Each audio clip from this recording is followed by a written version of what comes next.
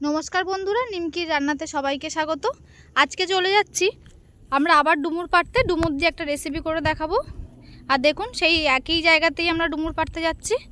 আর এখানে আমাদের বাগানে বিভিন্ন ধরনের গাছও লাগানো আছে। দেখুন কত বড় বড় সাইজের ঢেঁড়স গাছ, এখানে কিন্তু এখনো ঢেঁড়স হয়।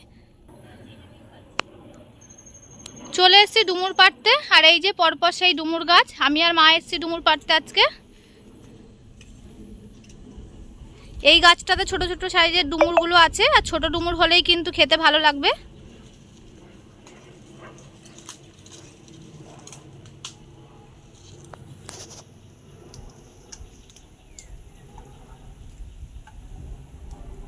মা এখান থেকে ছোট ছোট সাইজের ডুমুরগুলো পেড়ে নিচ্ছে।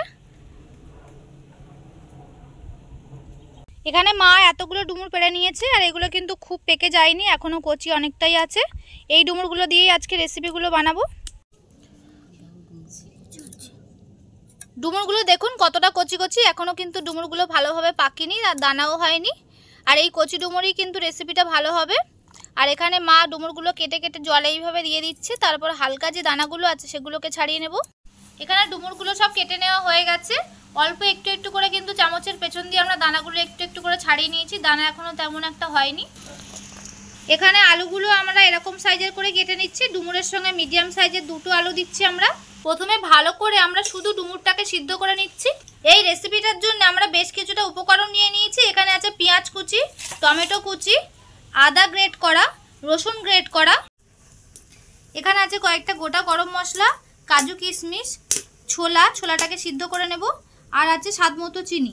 ডুমুরটা প্রায় 90% মতো সিদ্ধ হয়ে এসেছে, তখনই এই ছোলাগুলো ডুমুরের মধ্যে দিয়ে ছোলাটাকেও সিদ্ধ করে নিয়েছি। সবগুলোই ভালোভাবে সিদ্ধ হয়ে গেছে। এবার এটাকে নামিয়ে নেব। কড়াইটা পরিষ্কার করে দিয়ে দিলাম পরিমাণ মতো তেল। তারপর যে গোটা গরম মশলাগুলো রাখা ছিল সেইগুলো দিয়ে দিল। তারপর দিয়ে দিতে হবে পেঁয়াজ কুচি। পেঁয়াজটা ভালো করে ভেজে নেওয়ার পর এবার দিয়ে দিতে হবে গ্রেট করা রসুন। আমরা এখানে গ্রেট করা দিচ্ছি, আপনারা চাইলে এখানে বাটা রসুনও ব্যবহার করতে পারেন। গোটা গরম মশলা, পেঁয়াজ আর রসুনটা ভালোভাবে হয়ে যাওয়ার পর এবার দিয়ে দিতে হবে কয়েকটা টমেটো কুচি। এখানে আমরা মিডিয়াম সাইজের একটা টমেটো কুচি ব্যবহার করলাম। টমেটোটা অনেকটাই মাখো মাখো হয়ে আসার পর এবার দিয়ে দিচ্ছি গ্রেট করা আদা। মশলাটা অনেকটাই কষিয়ে নেওয়ার পর এবার দিয়ে দিতে হবে সিদ্ধ করা ডুমুর, আলু আর ছোলা। এখানে কিন্তু আলুটা সিদ্ধ করা নেই, একটু ছোট সাইজের করে কেটে নেওয়া আছে। ডুমুর আর ছোলাটাকেই কিন্তু এখানে শুধু সিদ্ধ করা আছে। এবার ভালো করে এই সবজিটাকে এই মশলাটার সঙ্গে কষিয়ে নিতে হবে। এবার দিয়ে দিতে হবে এই সবজিগুলোর মধ্যে স্বাদ মতো নুন।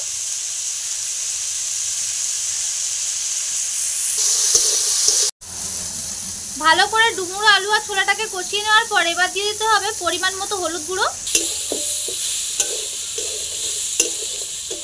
আর এই কষানোর সময় কিন্তু আঁচটা একটু মিডিয়াম রাখতে হবে, না হলে ভালো করে কষানো যাবে না। তারপর দিয়ে দিতে হবে ঝাল অনুযায়ী লঙ্কা গুঁড়ো।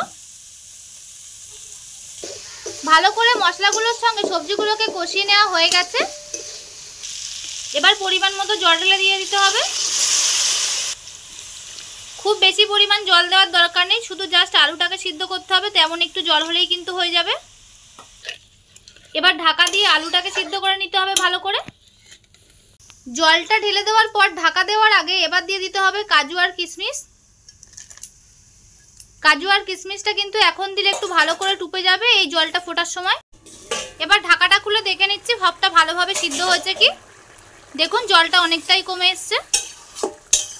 এবার দিয়ে দেব মিষ্টি অনুযায়ী একটু চিনি। আপনারা এটা একটু কম বেশি করেও দিতে পারেন। এবার দিয়ে দিচ্ছি হাফ চামচ পরিমাণে জিরে গুঁড়ো। আপনারা এটা দিতেও পারেন, নাও দিতে পারেন।